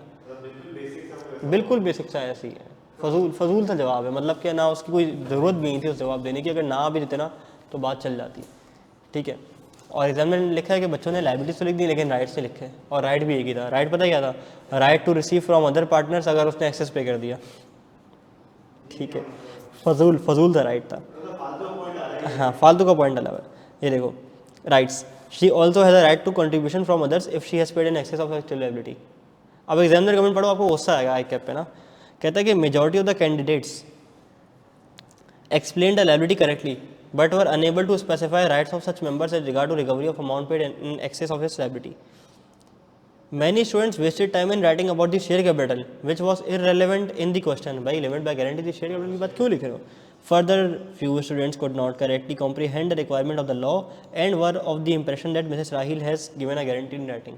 पता नहीं क्या का क्या लिख के आ गया, जो पूछा वही नहीं लिखा। Sir company guaranteed by share or guaranteed to shares की उसका क्या नाम होगा? लिमिट बाय शेयर्स तो गारंटी नहीं होगा, नहीं, कोई अमाउंट गारंटी नहीं है। हाँ, limit by guarantee and having share capital भी होती है, तो वो गारंटी लिमिट हो जाएगी। क्या ये बात हमें समझ आती है? या ये 3 सवाल ख़त्म क्यों नहीं हो रहे? कुछ ज़्यादा ही लंबे हो गए, टाइम भी नहीं हुआ है। बहुत पुराने सवाल हैं। अब आगे हैं 2013 के सवाल और फिर 2 सवाल पुराने आ गए। हम चलो जाने दें, करें डिस्कस, कर लेते हैं डिस्कस यार। चलो खुद पढ़ लो, बल्कि यार क्या करोगे पढ़ के। Sedan limit a company limit by guarantee, again क्या आ गया सवाल आ गया, कंपनी लिमिट बाय गारंटी का कोई ज़रूरत नहीं है इनको डिस्कस करने की, लेकिन बस एक हुज्जत तमाम करूँ कि जितने सवाल किताब में हैं सारे डिस्कस करके जाऊँ। Having share capital has been incurring losses for the last 3 years। 3 साल से कंपनी का मुस्तकिल ना दिवालिया निकल रहा है। ठीक है, वो मैं कर नहीं सकता यहाँ। अच्छा, इनिशियली SL हैड 4 डायरेक्टर्स जो कि सारे के सारे मेंबर्स भी थे, A, B, C and D। On 1 July 2012 C transferred all his share to D, यानी कि 1 जुलाई 2012 को हुआ क्या कि C ने सारे के सारे शेयर D को ट्रांसफ़र कर दिए और मार्केट से हो गया शार्ट। ठीक है, on 1 March 2013 A, B, D decided to wind up the company, यानी इसके अंदर डेट कौन कौन सी है अगर मैं देखूँ। 1 जुलाई 2012 को क्या हुआ है, C ने ट्रांसफ़र कर दिया। 1 मार्च 2013 को क्या हुआ, कंपनी वाइंड अप हो गई, यानी कि जुलाई, अगस्त, सितंबर, अक्टूबर, नवंबर, दिसंबर, जनवरी, फरवरी, यानी कि नहीं मार्च कहाँ, मार्च तो वाइंड अप हो गया ना। 6, 2, 8 महीने बाद हुआ क्या, कंपनी हो गई वाइंड अप। अब कहता है कि explain the liability of A, B, C and D, यानी कि C हो गया जाने वाला और A, B, D विलियर्स जो हैं वो हमारा हो गया एग्जिस्टिंग। अब बताओ उनकी लाइबिलिटी क्या होगी। बिल्कुल ठीक है, सही है। और C की, हाँ सही है, सही है। और एक और प्रोविजन डिस्कस किया था अभी क्लास में आते के साथ ही। नहीं, और एक और वो 1 साल वाला। ठीक है, तो C के लिए क्या है कि 1 साल तक वो अपने उसके लिए गारंटी पे करेगा जो भी उसने उसके दौरे हुकूमत में डेट्स हुए थे, जो उसने गारंटी की थी उसके लिए वो रहेगा, लायबल रहेगा। अच्छा, और ABD up to the amount guaranteed by them, done. State whether the following come require statements are true और फॉल्स। ट्रू फॉल्स खेलना यार, वाह। ट्रू फॉल्स वो बचपन में करते थे ना, ट्रू फॉल्स ट्रू फॉल्स, उसमें भी मेरे पूरे नंबर आज तक नहीं आए। पहले का सी आसान था, ट्रू फॉल्स आ रहे हैं यार। वो आए भी तो 1996 में थे, मैं पैदा भी नहीं हुआ था, 3 साल बाकी थे। हाँ ठीक है ना। अच्छा, state whether the following requirements are true और false. Every limited company has to write private with its name. नहीं, दिस स्टेटमेंट इज फॉल्स, क्योंकि सिर्फ प्राइवेट कंपनीज को चाहिए कि वो प्राइवेट लिमिट लगाएं, और पब्लिक कंपनी क्या लगाएगी, लिमिट लगाएगी। ट्रू फॉल्स भी हो गया भाई। मेरे सबर का हो रहा है इम्तिहान। Promoters of the company had engaged a corporate lawyer for incorporation of the company. Promoters कौन होते हैं यार, ये लफ्ज़ ना आप लोगों को सिखाया नहीं है, ये बनाने वाले होते हैं। बेसिकली होता क्या है कि एक इंसान की ज़िंदगी के ना 3 स्टेज होते हैं। एक तो वो होता है छोटा बच्चा, ठीक है, इसको हम कहते हैं किड, छोटा बच्चा। फिर ये थोड़ा सा ना ये लंबा लंबा हो जाता है, कोई 14-15 साल का, तो इसे हम कहते हैं टीनेजर। क्या कहते हैं हम इसे, टीनेजर। फिर जब ये कोई थोड़ा और बड़ा हो जाता है, ठीक है, बॉडी शॉडी भी थोड़ी सी इस चीज़ की अच्छी हो जाती है, ठीक है, बाल वाल भी सर पे अच्छे आ गए हैं, दाढ़ी वाड़ी भी रख ली है इसने, तो ये 18 से हो गया है 20 साल का, तो हम इसको क्या कहेंगे, एडल्ट। उसके बाद अब ये ज़्यादा लंबा लाइफ का फेस चला गया, ये एक हो गए अंकल जिनके सर पे बाल नहीं है, परेशान भी थोड़े से रहने लगे हैं, हाथ में इनके एक लाठी है, ठीक है, बुढ़े अंकल हो गए, इनको हम क्या कहेंगे, उल्टी बात नहीं करना, इनको हम क्या कहेंगे यार, क्या कहते हैं इसको भाई, ग्रैंडपा बोलेंगे, ठीक है। अगर इनको हम कह दें, ठीक है, क्या कहेंगे यार, कुछ अच्छा नाम बताओ ना, ये दादाजी बन गए, ठीक है, ये बन गए क्या, दादाजी। तो इंसान के ज़िंदगी के बिना फेजेस होते हैं, बच्चा है, फिर थोड़ा जवान हुआ, फिर बड़ा हो गया, फिर क्या हो गया, दादाजी बन गए और लाठी लेके चलने लगे। तो वैसे ही ना कंपनी को जो बनाने वाले मेम्बरान हैं उनकी भी ज़िंदगी कुछ फेजेस होते हैं। सबसे पहले क्या, जब वो कुछ भी नहीं बने, जब वो सिर्फ अभी दरख्वास्त लेके जा रहे हैं कि हम एक कंपनी फॉर्म करना चाहते हैं, तो जब ये लोग दरख्वास्त लेके गए हैं ना, तो इनको हम कहेंगे प्रोमोटर्स, ठीक है। जब इनकी दरख्वास्त अप्रूव हो गई, इन्होंने मेमोरेंडम बोला, साइन कर दिया, तो ये बन जाएंगे subscriber to the memorandum of association. और सब्सक्राइब करते ही लोग क्या बन जाएंगे, फुल किट शिट ना इन्होंने कर लिए, सूट केस इनके पास आ गया, और ये अपनी कंपनी बनाने के लिए जा रहे हैं। ये सूट से बूट बन गया, सूट केस बनाते बनाते ना बूट बन गया ये, ठीक है, अच्छे जूते वूते पहन लिए इन्होंने, और ये क्या बन गए, मेंबर्स बन गए, ठीक है, मेंबर्स बन गए, शेयर होल्डर बन गए, ठीक है। तो वैसे इंसानी ज़िंदगी की फेसेस, वैसे मेंबर्स की ज़िंदगी भी फेसेस। जब ये लोग दरख्वास्त लेके गए तो क्या हुआ, प्रोमोटर।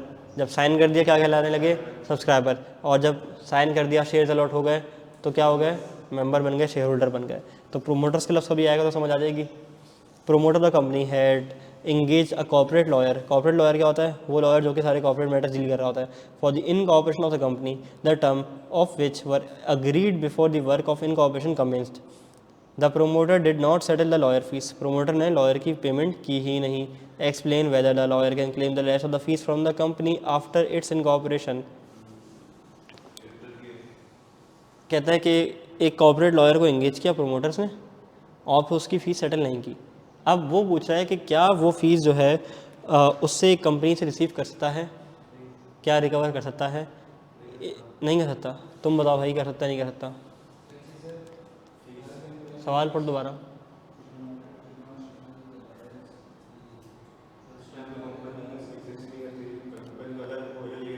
ठीक है, बिल्कुल ठीक है, कंपनी तो एग्जिस्ट करती ही नहीं थी। क्या जवाब होगा तो इसका भी एक रास्ता है। कंपनी किसकी बनने वाली है, प्रोमोटर्स की बनने वाली है, वही लोग चलाएंगे। तो अगर वो अपने आर्टिकल ऑफ एसोसिएशन में ये बात लिखवा दें कि प्री कमिटमेंट एक्सपेंडिचर जो है वो कंपनी पे करेगी, तो फिर वो कंपनी पे करेगी, ठीक है। अब ये फ़ायदा होता है केसेस का कि बहुत सारी चीज़ें तो आईकैप की स्टेट एक्ट में लिखी हुई हैं, लेकिन ये वाली बात नहीं लिखी हुई। तो ये बात कैसे डिस्कस हुई, सवाल करके सामने आ गई। 1 ईयर वाली बात किताब में नहीं है, पास पेपर करके समझ आती है, सामने आती है। तो ये फ़ायदा होता है केसेस का। क्या हमें ये बात क्लियर है, क्या हम बढ़ सकते हैं अपने MCQs की जानिब। क्या बंद क्यों कर रहा है भाई, MCQs है, चलो MCQs के लिए तुम लोगों को दूंगा टाइम, और तुम लोग करोगे MCQs और हम करेंगे डिस्कस। 3-3 करके डिस्कस करें या एक करके डिस्कस कर लें, क्या बोलते हो? 3-3 कर लेते हैं, चलो 5-5 कर लेते हैं। हैं कितने? ये अच्छा सवाल है। 21-22 हैं यार मेरे ख्याल, 24 हैं। चलो हम एक काम करते हैं, 3-3 करके डिस्कस करते हैं और 8 के साइड में हम डिस्कस करेंगे। शुरू के 3 MCQs के लिए तुम लोग के पास है अगला 1.5 मिनट, शुरू हो जाओ।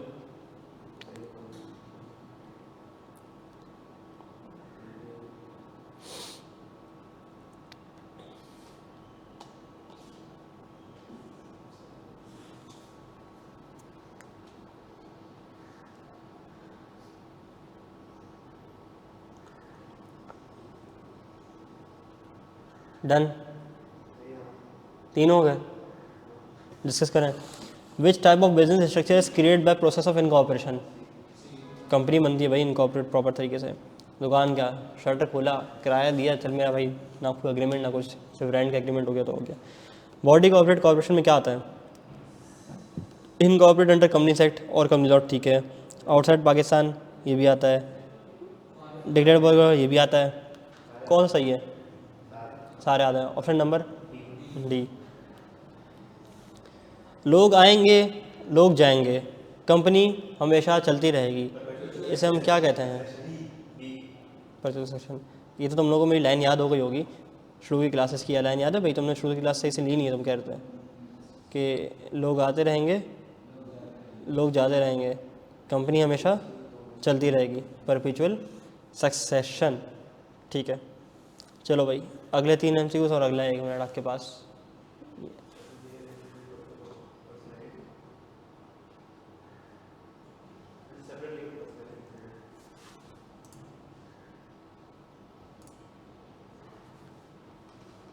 पाँच मिनट ब्रेक नहीं मौसम, आज तुम नहीं हो यहाँ पे, आज हम ब्रेक नहीं लेंगे।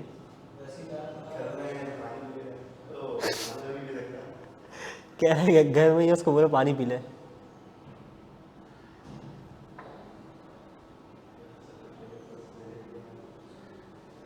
मौसम ने ना सारे MCQs के आंसर लिख दिए जाके, 1 से लेकर 24 तक। PDF होगी ना उसके बाद, जब भी तो लिखे। छापा खाना खुद लिए कह रहे हैं। चलो जी हो गया, अगले तीनों डिस्कस करें तीनों। नंबर 4, सेपरेट लीगल पर्सनैलिटी क्या होती है? कंपनी अलग है, ओनर अलग है, सिम सीधी बात है। ठीक है जी, C. Effect of separate personality or limit liability of owner and business, सही है। Separation of ownership from control, transfer of ownership, perpetual succession, all of the above. All of the above सही है, सारे ही सही हैं। Concept of limit liability applies to किस पे? शेयर होल्डर पे होती है ना, to the owner shareholder of the company. Banker पे नहीं होती, क्रेडिटर पे, डायरेक्टर पे नहीं होती।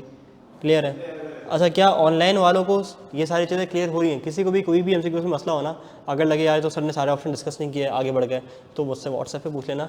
मेरा नंबर आप लोगों के पास हमेशा मौजूद है और रहेगा इंशाल्लाह।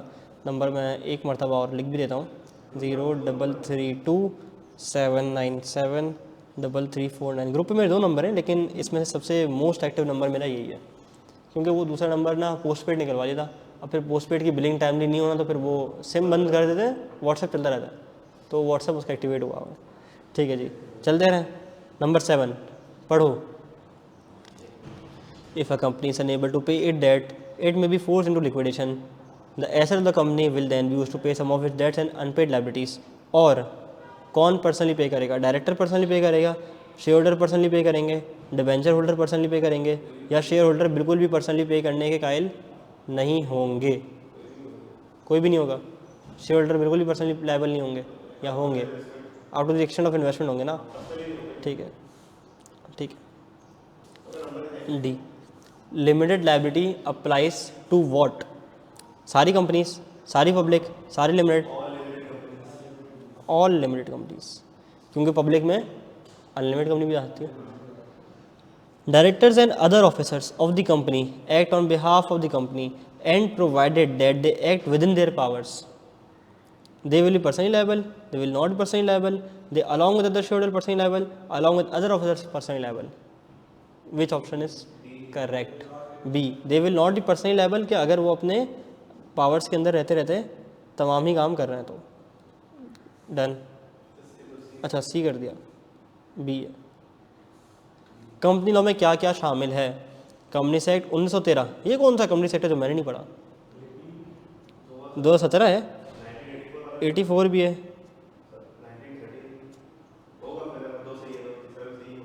1913 भी सही है, पक्की बात है।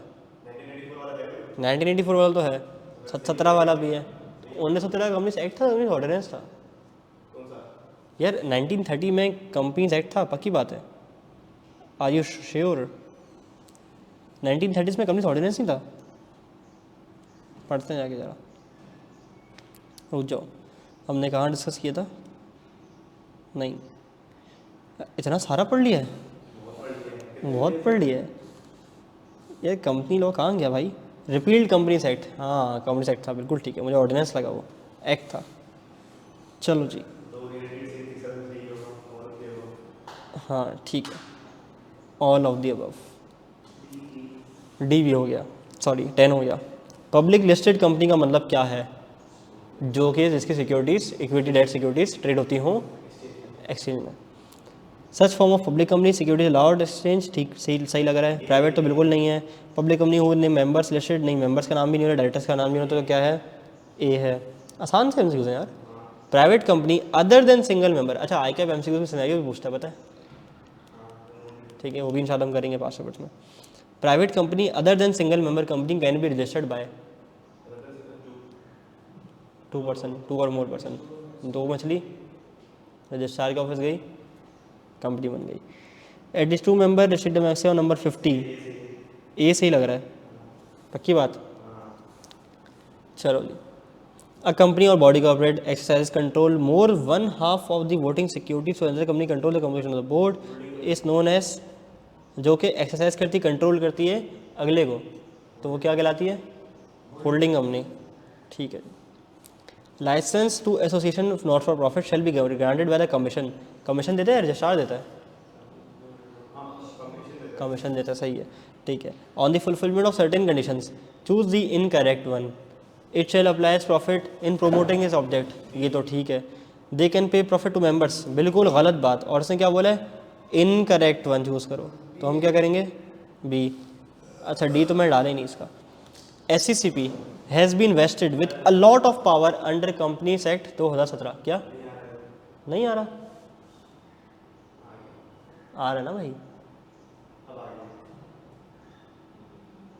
आ रहा है ना भाई, क्यों डरा रहा है? अच्छा जी, अब ठीक है। अच्छा जी, चलो जी। SCCP has been vested with a lot of powers under the companies act 2017 and it has got powers to regulate the affairs of all banking companies insurance, all companies insurance companies, ठीक है। Banking मुदारबा सही है। Non banking finance company, ये भी ठीक है। तो यानी 15 का क्या होगा? ऑप्शन नंबर डी, क्योंकि SCCP क्या करता है? तमाम ही कंपनीज को रेगुलेट कर रहा होता है। ठीक है जी। Registration of the company is actually the registration of the constitution, that is articles, memorandum, certificate of incorporation, prospectus. Prospectus तो बिल्कुल आउट हो गया, क्योंकि तो प्रॉस्पेक्टस तो बिल्कुल आउट हो गया ना, क्योंकि वो तो फिर सिक्योरिटीज इशू करनी हो तो फिर उसके लिए होता है। इनकॉर्पोरेशन तो रजिस्ट्रेशन के बाद मिलता है। कहता है कि रजिस्ट्रेशन ऑफ कॉन्स्टिट्यूशन हम क्या रजिस्टर करवाते हैं? मेमोरेंडम रजिस्टर कराते हैं, आर्टिकल रजिस्टर कराते हैं, क्या कराते हैं? कॉन्स्टिट्यूशन क्या होता है?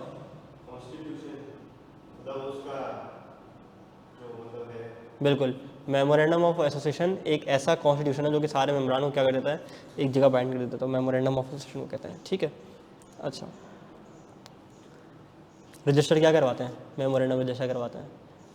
इसमें तुम लोग आर्टिकल्स भी कह सकते थे, लेकिन ज़रूरी थोड़ी आर्टिकल रजिस्टर करवाओ, ऑप्शनल है वो तो, कंपनी लिमिट बाय शेयर्स के लिए, तो वो समझा जाएगा कि वही है जो वेबसाइट पे होता है। तो मेमोरेंडम ऑफ एसोसिएशन को हम क्या कराते हैं? रजिस्टर कराते हैं। ठीक है। Registration of memorandum and articles means the registration of the company. ठीक है। The registrar after registering the company shall issue certificate of incorporation which shall state. अच्छा वही वाला MCQ आ गया।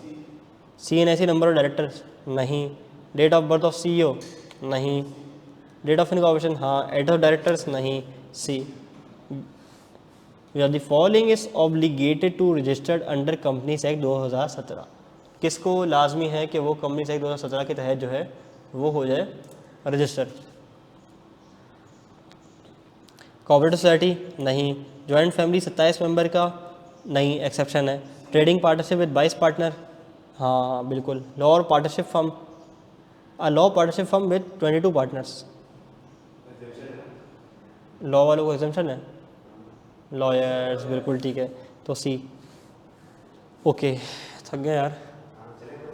बस क्या 19, 20, 21, 22, 23, अब 6 रह गए। 6 रह गए। करते हैं हो जाएगा इंशाल्लाह। क्लास कब तक थी वैसे? 8 मिनट ऊपर हो गए। अच्छा, वैसे एक्चुअल रिकॉर्डिंग जो है ना, इसका जो आउटपुट निकलता है वो क्लास का थोड़ा सा स्टार्ट का टाइम कट होता है।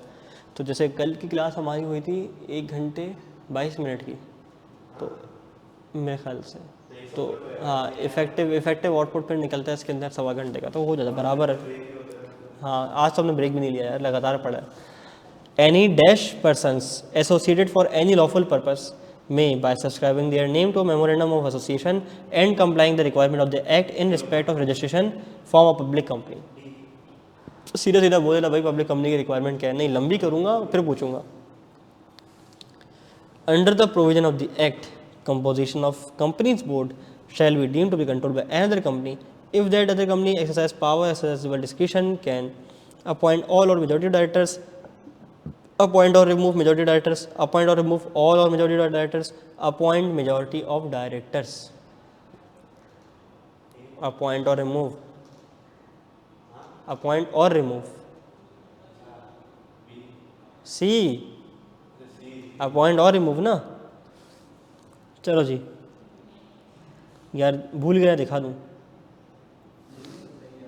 याद है पढ़ा कहाँ था?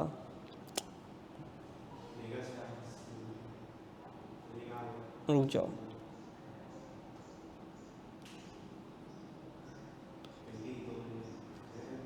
चलो दिखते हैं फिर, चलो आगे बढ़ते हैं। कहाँ थे हम? यहाँ थे। Mega stars limited MSL shall be deemed to be the holding company of Little Stars Private Limited if holding कब कहलाएगी? पढ़ो 50%। 3 आउट ऑफ 6 डायरेक्टर, क्या ये मेजॉरिटी डायरेक्टर्स होते हैं? ये तो 50% बन रहा है, तो यानी पहला ऑप्शन तो एलिमिनेट हो गया, ऐसा ही है। दूसरा, MSLN 1 associate companies own 45 and 10, associate के थ्रू ओन करते हैं, सब्सिडी के थ्रू ओन करते हैं, सब्सिडी के थ्रू। दूसरा ऑप्शन भी गया फारिग। MSL 1 दोबारा एसोसिएट आ गया, फारिग। अब डी बचा है, वही सही होगा। MSL ओन 5%, ठीक है, और बाकी जो है वो सब्सिडरी 60%, तो फिर यहाँ पे मैं कंट्रोल कर रहा हूँ। फाइनली लास्ट पेज, आखिरी के 3 MCQs। इतनी खुशी। Which of the following information does not form part of certificate of incorporation? Name registration number आता है, date of commencement of business नहीं आता, क्योंकि वो किस पे आएगा? Certificate of commencement of business chapter number 2 में जाके पढ़ेंगे। A company limited by guarantee का मतलब है एक ऐसी कंपनी जिसमें लायबिलिटी ऑफ मेंबर लिमिट होती है, पता है भाई? In the event of being wind up by articles memorandum कहाँ लिखी होती है? मेमोरेंडम में लिखी होती है ना कि किसकी कितनी लायबिलिटी है, ठीक है। अब आर्टिकल्स वाले पॉइंट हो गए फारिग, तो अब COD में से क्या सही देखते हैं।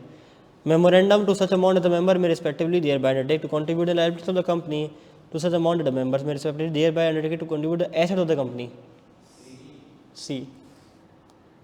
पक्की बात है, पक्की बात है।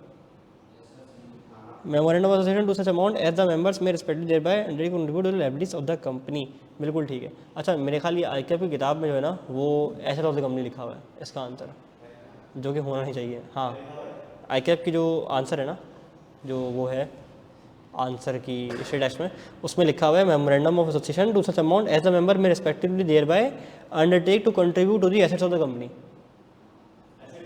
हाँ, एसेट्स लिखा हुआ है, लेकिन मेरे हिसाब से ही एसेट्स नहीं होना चाहिए, होना चाहिए लायबिलिटी, क्योंकि जो कंपनी की लायबिलिटी होंगी वो पे ऑफ करने के लिए जिसने जितना गारंटी किया होगा वही पे करेंगे ना, एसेट्स को थोड़ी कंट्रीब्यूट करेंगे, ठीक है। अब आगे डेट वाला सवाल। कैसे? क्योंकि इनिशियली वो एसेट्स के लिए कंट्रीब्यूट किया था ना। गारंटी क्या किया था कि इन केस ऑफ वाइंडिंग अप जो लायबिलिटी पे ऑफ करने के लिए अमाउंट की ज़रूरत पड़ी वो हम देंगे। नो सर, डी है, हमने क्या लगाया? सी। डी कैसे होगा बताओ? बहुत बुरे हैं, आपने ब्रेक नहीं दिया। वेट नहीं, वेट करने का टाइम नहीं है, फिर हम इस पर डिस्कशन करेंगे सी या डी है। अगर करेक्शन की ज़रूरत है तो बता दूंगा, लेकिन जो चीज़ हमने पढ़ी थी गारंटी के अंदर वो ये थी ना कि will contribute to the assets of the company in case the company gets wind up. लिखा हुआ क्या है लिमिट बाय गारंटी में, वो पढ़ना। बल्कि हम एक काम करते हैं, अभी देख रहे हैं, और वो सही भी कह रहा है, कि हमने यही पढ़ा था कि कंट्रीब्यूट करेंगे to the assets of the company. और जो लिमिट बाय गारंटी के अंदर वो था ना कि कंपनी के सारे एसेट्स चले आएंगे और मेंबर्स क्या देंगे? अपनी वो गारंटी की अमाउंट। हम देखते हैं हमने ये पढ़ा कहाँ था, जो हमने एक चार्ट बनाया था बड़ा खूबसूरत था। एनपीओ से पहले पढ़ा था, एनपीओ की बात एनपीओ से पहले पढ़ा था।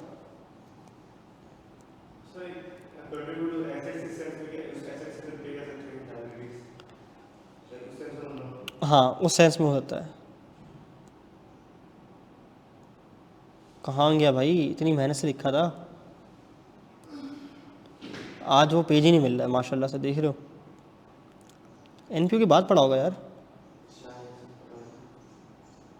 नहीं मिल ही नहीं रहा है, ऐसा लग रहा है गुम हो गया कहीं जाके। ये रहा, liability of company members, limit by guarantee. Company के लिए क्या है? एसेट्स। मेंबर्स के लिए क्या है? Guaranteed amount. ठीक है, आई कैप ने बोला है कंपनी लिमिट बाय गारंटी में लिखा है। अच्छा, आई कैप ने बोला है कि बुक में लिखा होगा फिर, ठीक है। लेकिन वैसे होता क्या है कि मेंबर्स कंट्रीब्यूट करते हैं टू द गारंटीड अमाउंट और कंपनी लायबल होती है अपने एसेट्स के लिए। और यहाँ सवाल क्या है, कंपनी के कॉन्टेक्स्ट में पूछा है या उसके कॉन्टेक्स्ट में पूछा है? आप ये देखो, बड़ा वेग है यार। Memorandum of society to such amount as the member may respective thereby to contribute to the liabilities of the company. चलो फिर एक काम करते हैं, हम इसको एसेट्स कर देते हैं। इंटरप्रिटेशन है यार मेरे हिसाब से इसके अंदर। चलो जी, आई वॉज राइट, माशाल्लाह मोहसिन भाई। Orange International Association OIA has been formed as a charitable organization, ठीक है। However due to non compliance of the requirement of the company act 2017, charitable यानी कि एनपीओ रजिस्टर करवाई हुई थी। The commission revoked its licence on 11 March 2022। OIA board has completed all the compliances related to the revocation of licence. और 2022 11 मार्च को इनके board of directors ने जो भी है वो सारी कंप्लायंस पूरी करनी है, वाइंड अप की तैयारी कर ली है। Which of the following date will be the latest date for the filing of compliance report to registrar? 90 days होता है, ठीक है। तुम बताओ भाई।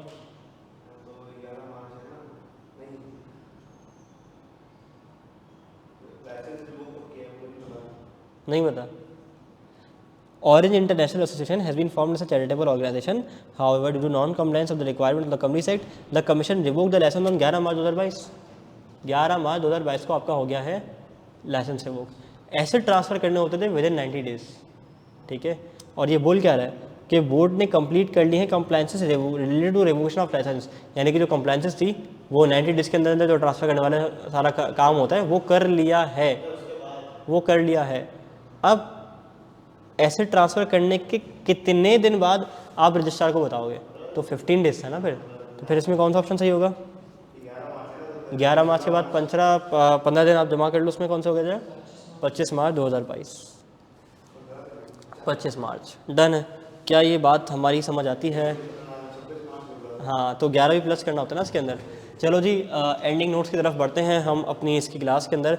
अच्छा देखें, ये चैप्टर नंबर 1 जो है वो पब्लिक था सबके लिए। कितने बजे? तुम लोग की भी है? तुम्हारा तो घर जाके आराम करना है, ठीक है। अच्छा देखो, ये एंडिंग नोट्स ऐसे हैं कि ठीक हो गया भाई, कि इस क्लास के अंदर हमने अपने चैप्टर नंबर 1 को अल्हम्दुलिल्लाह अल्लाह के हुक्म से क्या करा, इख्तिताम पज़ीर किया। और ये कई ऐसे लोग हैं जो यूट्यूब वगैरह पे अपलोड हम लोग लेक्चर्स कर रहे हैं कि कैमरे के उस पार वो लोग देख रहे हैं। तो कोशिश करिए कि इस चैप्टर के साथ इंसाफ किया जाए। और इस चैप्टर को हमने तकरीबन कोई पेजेस में कवर करने की कोशिश की है with mind maps, with summaries and with examples, with fun and all. लेकिन स्टिल कोई कमी पेशी रह गई हो तो ज़रूर इसमें आप मुझे अपना फीडबैक शेयर कर सकते हैं। और कोशिश की ये गई है कि आईकैप की स्टडी टेक्स्ट में जितना कंटेंट कवर किया गया है वो सारा का सारा कंटेंट जो है वो इस नोट्स के अंदर उस लेक्चर के थ्रू जो है वो आप तक पहुंचाया जाए। और इसके साथ साथ तमाम एग्जांपल्स स्टडी टेक्स्ट की, आईकैप के प्रैक्टिस क्वेश्चंस, फिर केस स्टडीज़ पास्ट पेपर के इवन 1998 तक के, और इवन एमसीक्यूज़ की डिस्कशन भी जो है वो क्लास के अंदर हो गई है। तो यहाँ मेरी तरफ से चैप्टर नंबर 1 यहीं तक है। इसके बाद हम लोग चैप्टर नंबर 1 पे मज़ीद डिस्कशन नहीं करेंगे। हाँ, ऐसा हो सकता है चैप्टर 2, चैप्टर 5, चैप्टर 8 के अंदर आने वाले कॉन्सेप्ट के अंदर अगर कोई बेसिक कॉन्सेप्ट लिंक करता है तो वो बता दिया जाए कि भाई हमने जो है वो चैप्टर नंबर 1 में ये चीज़ डिस्कस की थी, तो उम्मीद है कि वो आपको चीज़ याद होगी। तो मेरी तरफ से बस इतना ही, दीजिए इजाज़त। और रमज़ान मुबारक के बस आखिरी अशरे में हम दाखिल हो चुके हैं। तो बस इस नाचीज़ को और हमारी पूरी टीम को, सर की फैमिलीज़ को अपनी दुआ में आपने ख़ास याद रखना है। ताक रातों की इबादत में, रमज़ान मुबारक की आखिरी जो है वो रातों में, अफ्तार की दुआओं में आपने हम सब को अपनी भरपूर दुआओं में याद रखना है और अपना बहुत सारा ख्याल रखना है, अपनी डाइट का ख्याल रखें। ठीक है, ईद आ रही है, ईद मनाएं अच्छे से। और ईद के अंदर बस आपने अगर पढ़ाई नहीं करनी तो ना करें, लेकिन ईद से पहले या ईद के बाद चैप्टर नंबर 1 जो हमने अभी तक सो फार कवर कर लिया है, इसको आपने क्या करना है, अच्छे से रिवाइज़ करना है। अच्छे से रिवाइज़ करके जो भी हमारी चीज़ें रट्टे वाली हैं ड्यूरिंग द क्लास में होता है, इसको याद करना है, इसको क्रैम करना है, इसको बस समझ के आगे बढ़ जाओ। तो उन चीज़ों का ख्याल रखते हुए आपने क्या करना है, इसको ज़रूर याद करना है।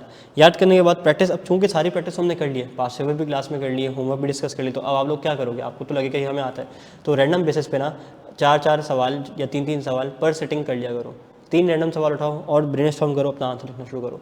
तो ऐसा हो भी सकता है जब 3, 4, 5, 6 दिन बाद, हफ्ते दिन बाद, 10 दिन बाद, 15 दिन बाद जब करने बैठो ना तो रिकॉल नहीं हो पाए कि क्लास में डिस्कस हुआ भी था लेकिन रिकॉल नहीं हो पाएगा। तो जब फ्रेश माइंड से हौसले करने बैठोगे तो इंशाल्लाह जो है वो ज़्यादा फाका होगा। बाकी एग्जामिनर कमेंट मार्किंग स्कीम आपने साथ साथ चीज़ों की देखते रहना है।